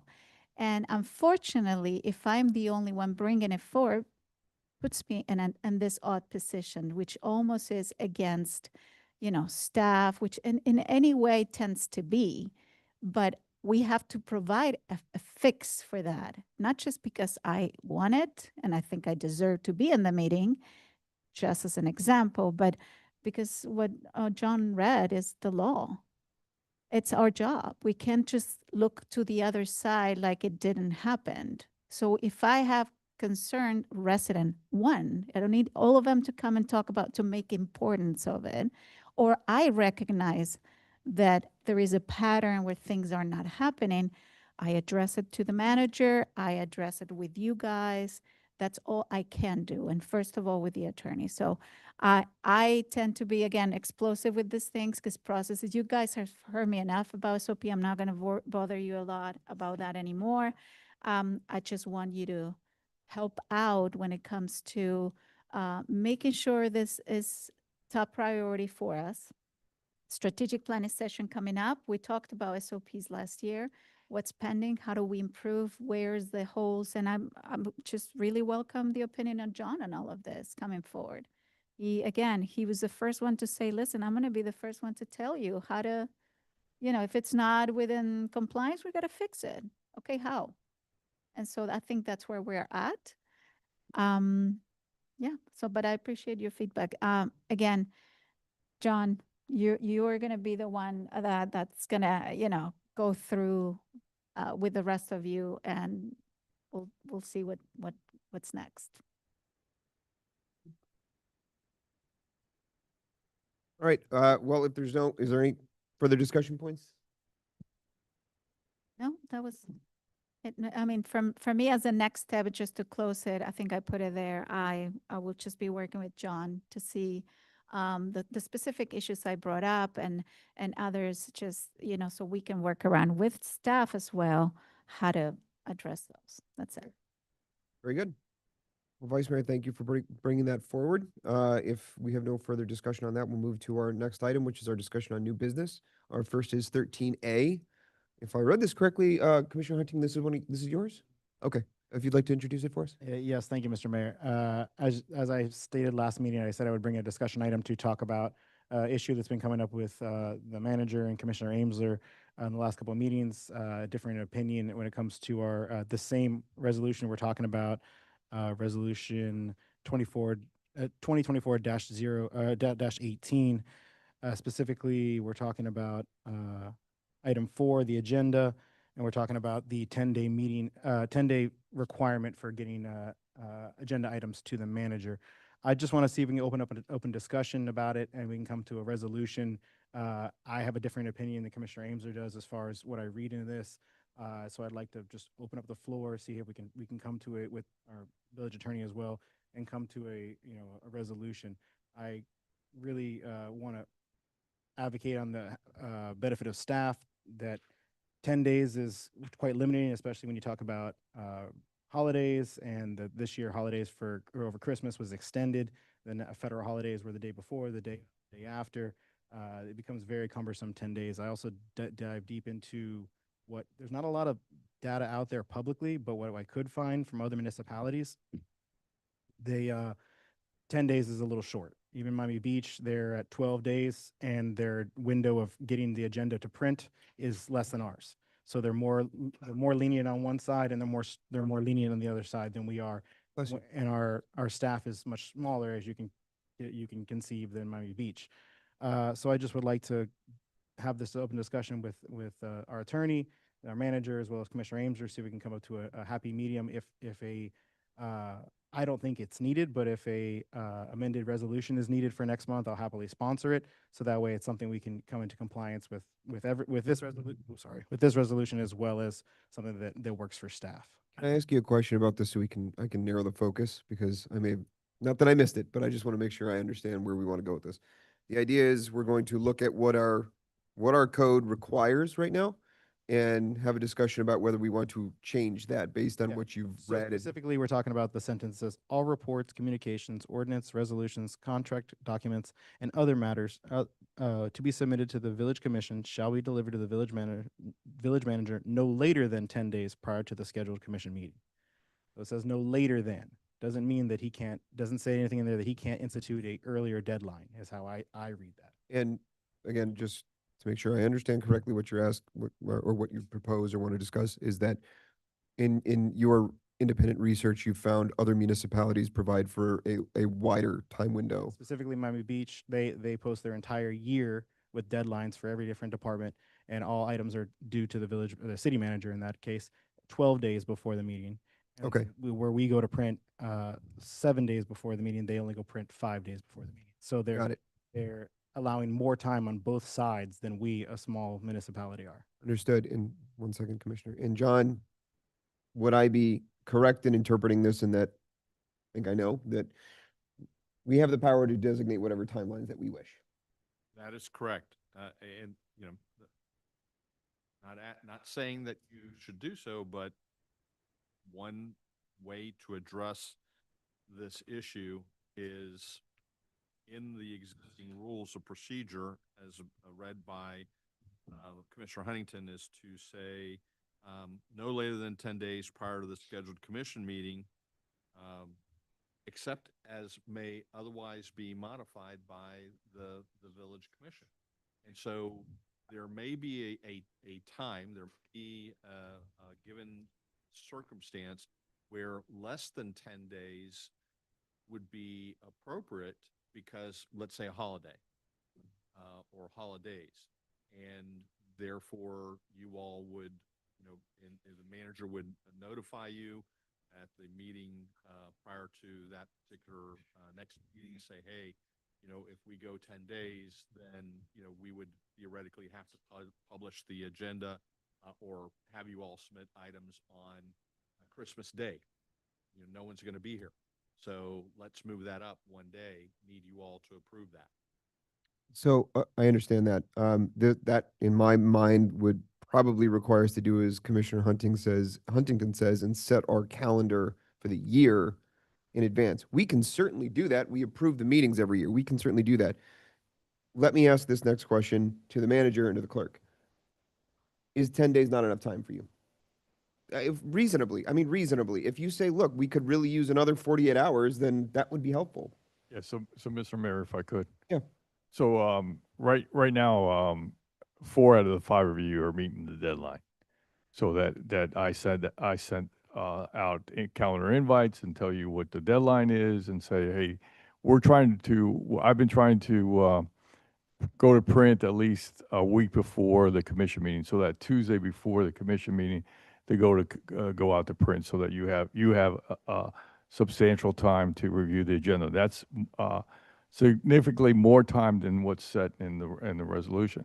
We haven't made that always, but this last meeting, because it was a shorter time, because our commission meetings were 4 weeks apart. We struggled with making that week before, but I'm sure that this upcoming March meeting that we probably can go to a print for a week before, 7 days, that Tuesday before. So that gives me Monday, Sunday, Saturday to work on the agenda before we go to print. So I'm asking you on that Friday by noon to get me the items. I think that's pretty reasonable, so that I have the rest of Friday afternoon to work on the agenda. Saturday, Sunday, Monday, and then Tuesday we're looking to go to print. So that's what I was asking to do.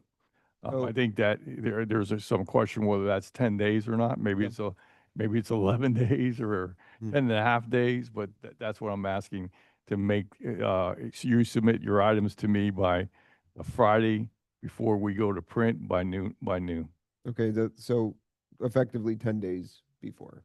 Well, it's like 10 and a half or 11 days, I think it is. Okay, Yeah. now, so I'm just trying to streamline this as best I possibly can. It sounds to me like the only way to plan for holidays in short meetings, where there are going to be times when there are 4 weeks in between meetings where we just don't foresee it, until we get to it. Now you are under more of a deadline.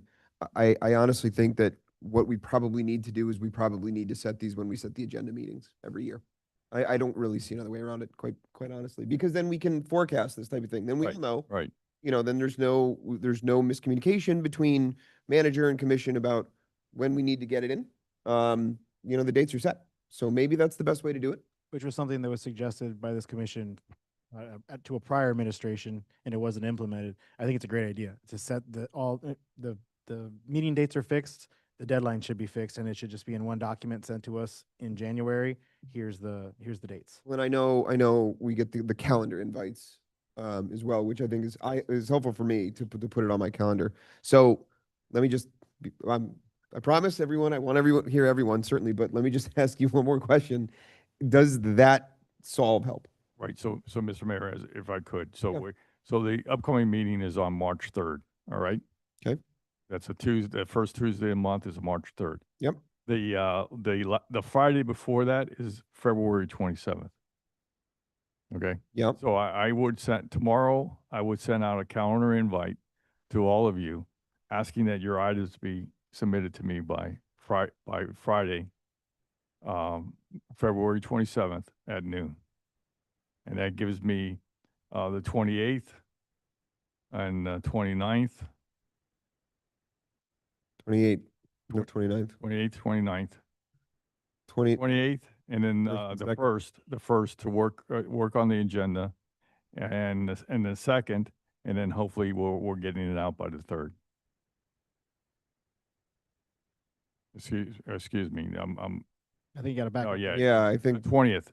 So it would be the 20th at noon, and then that gives me the 21st and the 22nd and the 23rd, and we would get it out by the 24th okay, so that by my count is 11 days. So I think maybe then what the solve is that we amend the resolution to say what John has said, or any other date as determined by the village commission. Well, I'm not saying we do it that way. I'm just suggesting, because I'd like to try to get us a firm solution here, that we do it that way to allow us to set the deadlines to get the agenda items submitted before, in compliance with the resolution, and we do it when we set the regular meetings every year.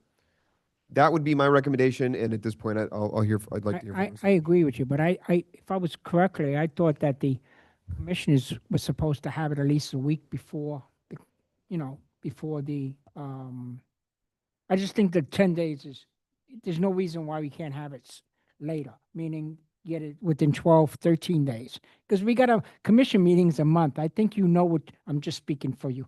I think you know what you're going to put on the agenda for next month.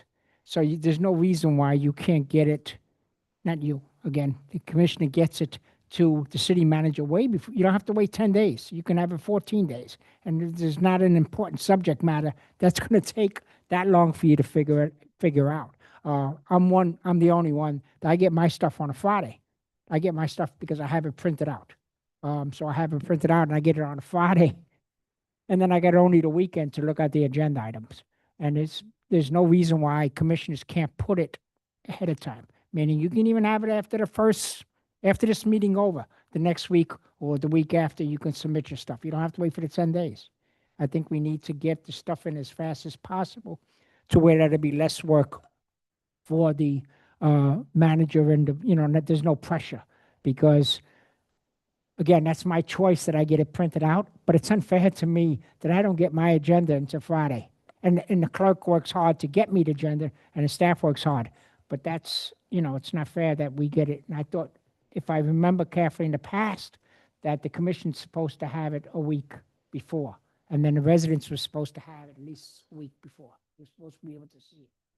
Again, I think we need to do the resolution that you suggested, because holidays, we know. I think I like the idea of putting it when we do the calendar for the whole year. We know exactly when the holidays are, because staff is not going to be there. So I can't say 10 days and it falls into the time of Christmas. That's not, it has to be, there's no reason why commissioners can't submit stuff, sooner than the 10 days. I concur, and I think that putting some language in there for as the village commission deems or adopts works. My only concern is what do we do for the remainder of this year? How do we, we just adopt every month as we go, or do we ask the manager to look ahead for the rest of this year, submit us a document for the remainder, and then we'll adopt that document and go forward from there? It being 10 after 9 and still having discussion items, I think that we get the resolution with the amended language proposal in front of us, and on that same meeting, we have one piece of paper with the agenda with the dates on it, and we just look back and do 10 days, 11 days, whatever it is we choose. It doesn't matter to me. They've said, the manager and the clerk have said 10 days is sufficient. So I take them at their word. If we want to do 11, fine. It doesn't matter to me. 12, it doesn't think matter. as long as they're within that range of 10, 11, 12, accounting for holidays and staffing needs, I'm fine with it. I think that having them present a document that has all the deadlines spelled out for the year, and then we'll just formally adopt that every year like we do our commission meetings, is the way to go. And I'll happily support that resolution for next month. Vice Mayor? So I'm trying to understand what you're trying to do here. So you brought forward a discussion to talk about the time that as commissioners we have in advance to prepare items for an agenda. Our set days are 10. Going back to what we just talked about processes. My last 2 meetings, I brought forward issues of the manager not putting my items, although they were in compliance with the process. At any time, I've heard staff come forward to this commission in a resolution to request for more time. So my understanding is this is not coming from staff. This is coming from a commissioner. I understand the staff might have concerns because November and December were specific, full of holidays. I get that. But different than staff, we don't work on 9 to 5s. We don't work 9 to 6. This is not our job. So we need to be flexible enough to make sure the 5 people sitting here representing have the opportunity to manage their time frame as well, and have the capacity to talk to residents, do the work you need to do however you do it, but make sure you comply with that process. That didn't happen. So I honestly don't understand this whole conversation just to talk if it's 1 more day or 2. Guys, make it 5 if you find that that's needed. In 5, we need to submit it. But make it happen. It's what I just was talking about. That's all I asked in the last meeting. So I said, if you guys want to change them. But follow through. So again, I never heard from staff, and I always anticipate I receive the requests for the agenda to be submitted before. I don't respond because I never know my life if I'm going to be able to comply with that deadline. So if I can, happy to do that. If I cannot, by resolution, we all decided it was 10 days. So again, I'll let you all decide whatever you want to do. All I'm asking from all of you is to make sure that we do it. That's it. I agree. I think this does that. I didn't hear a change, you know, I said, you know, staff said 10 days is fine. So I think the resolution is fine, but I think what we're saying is there's yeah. I don't think we said 10 days is fine. I think we said, I 11. go, yeah, I go, you Sorry. said, what is 10? I said, is it 10 and a half or 11? That Friday before is when we are asking the deadline to be met. Okay. That Friday at noon is when we're asking. Okay, so then I think the change of the resolution to set the time that the staff needs to prepare the agenda on time and timely so that the commission gets it on time and that we do it in advance of the meeting. We do what we got to do there. And yes, I agree. If we want to forecast holidays, then we do that and we just do it by looking at the commission meetings and saying it's by this day. And if holiday comes up, then we can change it. But yeah, I think to your point, I think that the process works. It just needs a small tweak. And I think that this does that. So I wouldn't mind seeing the amended, a proposed amended amendment to the resolution from John to that effect. And then we can take it up at that time. But I think that that's probably the best way forward. Yeah, that's perfect. That works for me. I think so like using March as an example, the meeting is March 3rd. It would be the 2 Fridays before March or February 20th would Right, be the which is- deadline for that right. specific meeting. Obviously, I will take into account holidays and things like that fall into that window and extend that out a little bit. I would assume he should. And like I said, I would like to see that as well for next meeting. Okay. Does that sound good to the rest of the commission? Yes? Yes, yes, yes. See, when I get the resolution, I'll let you know, but, yeah. Okay, very good. All right, so I think that concludes that item. Commissioner, yes? Okay, great. So let's go on to the next one, the Biscayne Park Foundation vacancy item. Look, I think that this would be very, very brief because I have a very specific path that I think we need to go. And I have already pre-discussed this with both the manager and with the attorney, and the attorney on the legal implications can certainly correct me. As everyone knows, the foundation, we've already discussed it. I'm not going to go into too much detail, but the foundation just had its chair resign. Jill, who's done a great job and, you know, very appreciative of her efforts and everything that she's done for the village, especially not just with the foundation, but with the rec center. So her loss is certainly a big one. The foundation, as we know, does not have quorum, cannot meet per their guidelines or for their bylaws. So at this point, there's a couple of things that we can do going forward. And this is going to be up to John to make sure I'm saying this with legal sufficiency, but I would have a recommendation on how we handle it. You know, one, does the 501c3 dissolve because it cannot meet quorum? I don't think that's the correct answer. Two, until it has quorum, do we just kind of shelve those meetings for the time being until we have a third person? It sounds like we already have a couple of people that are applying, so I don't foresee that that kind of stay period being very long. And one of the other items that I've discussed with the attorney and with Al is that whether the commission can take up the foundation's agenda while it doesn't have quorum. We already have a lot to do every month. I don't think us taking on their full agenda makes a lot of sense either. And I don't know that there's any expediency in us having to get them operating within the next day or so. I'd like to see the folks that are interested in applying, and John, if you could look into Judy Hamelberg here tonight, mentioned that she may be able to serve in a dual capacity. I don't want Judy to have to do more than one role. There should be more than enough people to help. But I think this would be my recommendation for the commission to kind of adopt or kind of consent to, is that the commission just takes the position that the foundation will not meet until they have quorum, while we look into having a few people that are interested join. And if they do in the next 24 hours or so, then this may be a moot point. While John also looks into whether Judy can serve in a dual role. I know she's already expressed interest. And I completely lost my train of thought. But I think that's it. You know, I certainly don't want the 501c3 to be in any danger of loss of operation or dissolution, because it's important to the village and its function is important to the village. So that's my understanding. John, does it make sense if the commission has consensus that the board just simply does not meet until they meet quorum and we allow this to play out because we have a few people that are interested?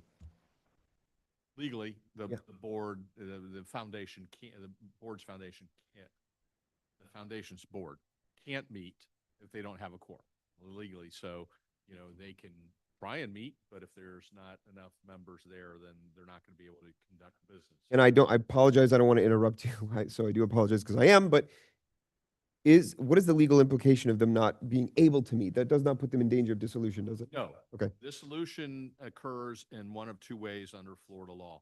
The entity that created, including the foundation, takes the necessary steps to dissolve itself by adopting, you know, resolution dissolving the corporation, or it can dissolve administratively for failure to file its annual Annual report report, with the Division of Corporations in Tallahassee.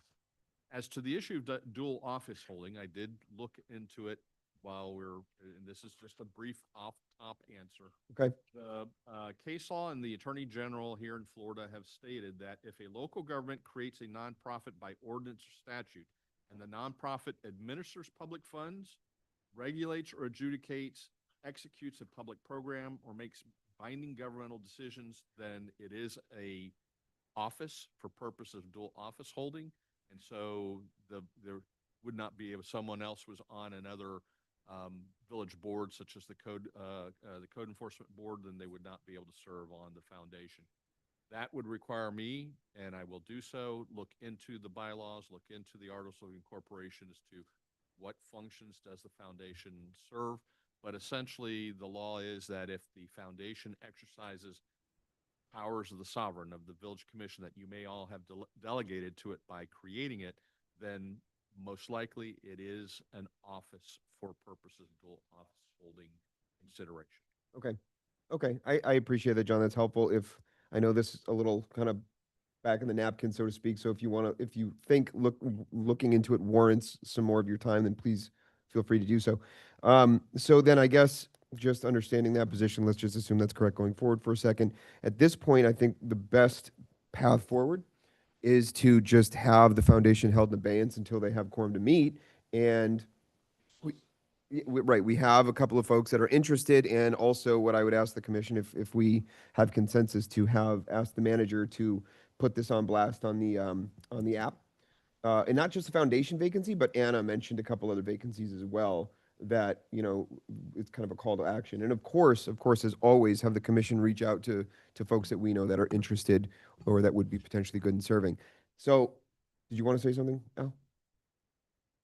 I think Commissioner Huntington has, he had told me that he has some people that are interested in serving on the foundation. So this all might be a moot point. When I put this on, I didn't know that. So, you know, hopefully it is a moot point. We'll have somebody, but that's really it. I just wanted to call this to the attention of the rest of the commission, and then ask that we do those things to call attention to the board vacancies. That's really it. I'm certainly happy to hear from anyone else if you have any other questions or recommendations, but I think that would resolve it. That's it. I concur. We should push it out and try to get as many people to serve as possible. Our government functions better when we have more participation.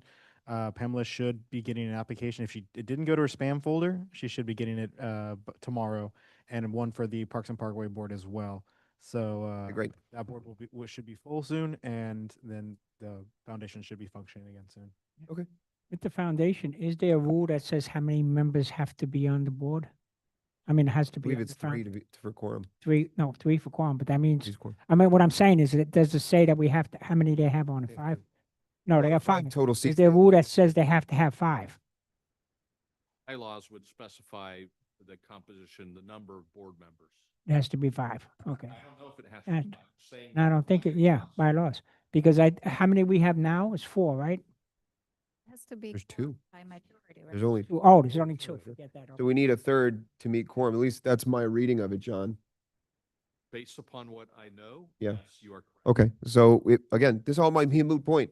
We might be talking about nothing, but I just wanted to bring it up. Vice Mayor? So 100%, this is not the first board that sort of is dying down. I think we need to communicate. We've talked about this before. We just need to launch out a campaign to get people interested. And by that, by the apps mean, by the website, by talking to residents, like I think we all do, and that's the way to do it. So foundation, the resiliency board specifically, and then parks and parkways. Councilman Barclay. With that in mind, are there, John, is a question in terms of, is it mandatory for any board member of any of these three boards that I just mentioned to reside in Biscayne Park? They have to be residents. It depends upon the document that creates them, whether it's the code, charter, or a resolution.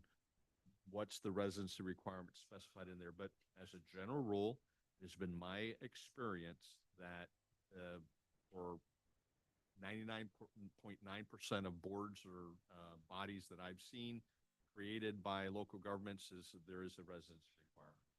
So I figure that I think might be something for us to look into. If you can just let us know if that's what it says based on what you read in our code. And then if so, if the majority are residents, to allow at least one to be non-resident opens the pool. And I'm just going to give an example, specific example. There is a gentleman that lives by when you turn on 107th nearby my house at the south of the village, 9th and 107th when you go to Aldi. When you go over the train track. And it's in the border of the village. See. Doesn't fall within the village. He comes to the meetings. He goes to the park. He enjoys, and he says, "I want to be part of the Parks and Parkways board because I love the canopy. I enjoy. I've lived here so many years." Same thing with the border of North Miami, and people that really come to our rec center, people that walk our streets, come from sometimes. I mean, Mac used to say, right? He lived in North Miami. Used to come to Biscayne Park.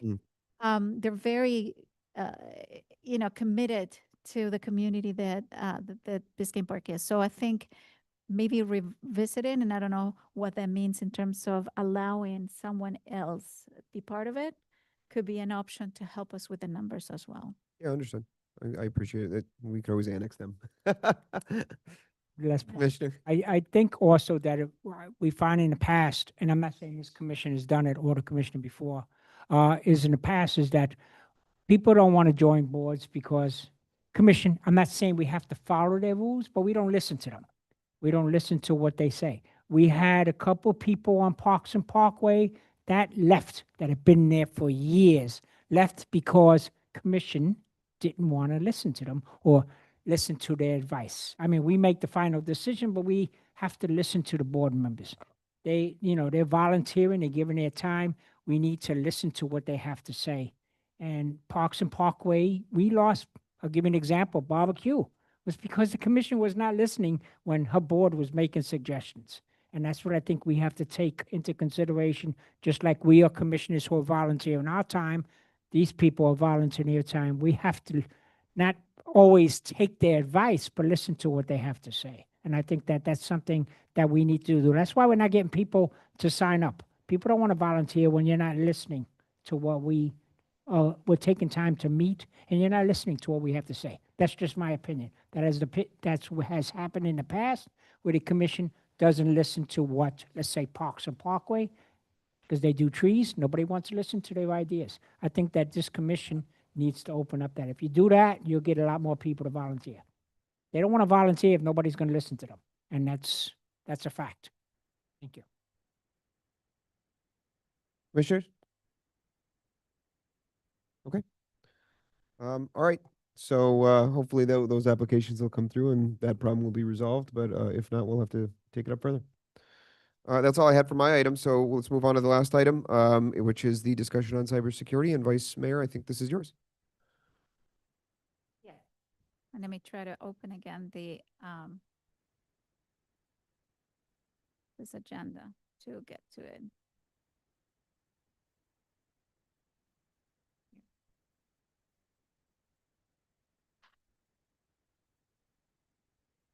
Mhm.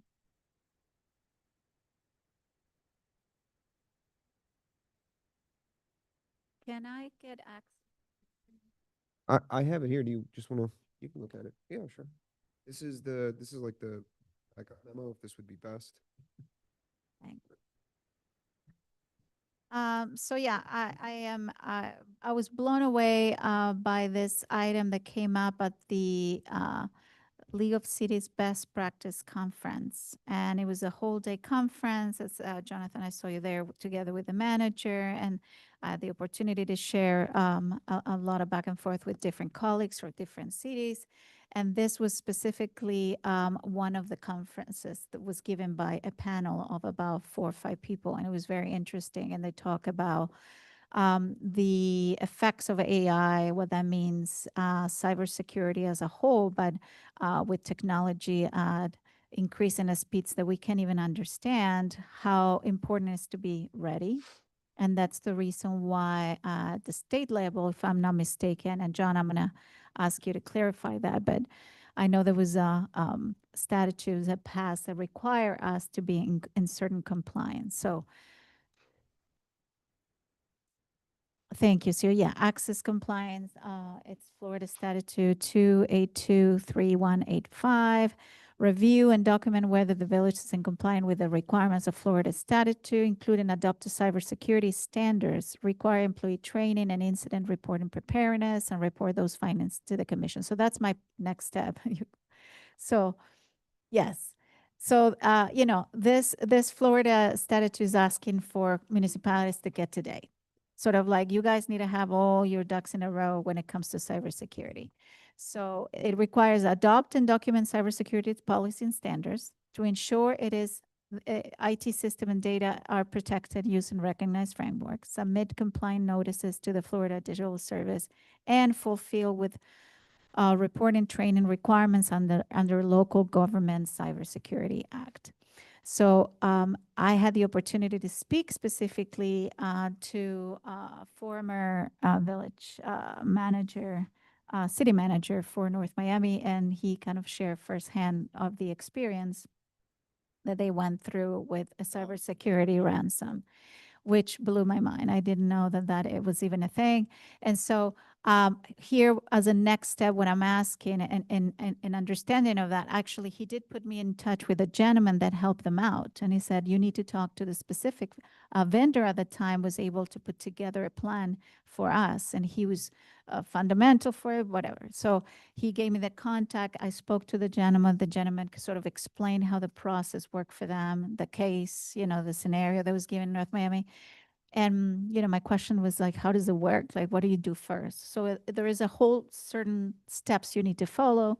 And he also mentioned, and I don't know if it was, I don't know if you guys got to see the attachment, Mr. Manager. Was it also part of the agenda? Okay. Okay, so I just want to make sure you guys saw it. It was a presentation. Yes, okay, so that was an unsolicited presentation he had done to the village in 2016. I know, I'm like, yeah, that was ahead of a curve 10 years ago. But it literally, that's sort of what they were offering at the time, because that was an increasing concern with digital becoming at the forefront of government. So this is to say, as my next steps, if you don't mind, because I don't know your computer. See that we have our resident expert here up at the podium. Yes. So, so here are my next steps. So first, to assess where we are. So I wanted to understand where we stand with that statute and the requirements that were, as I understood, starting 2025. Evaluate a targeted risk assessment. And again, this is coming from what I've heard, expert sharing, colleagues. Review grant funding, because then we got to pay for whatever we want to do.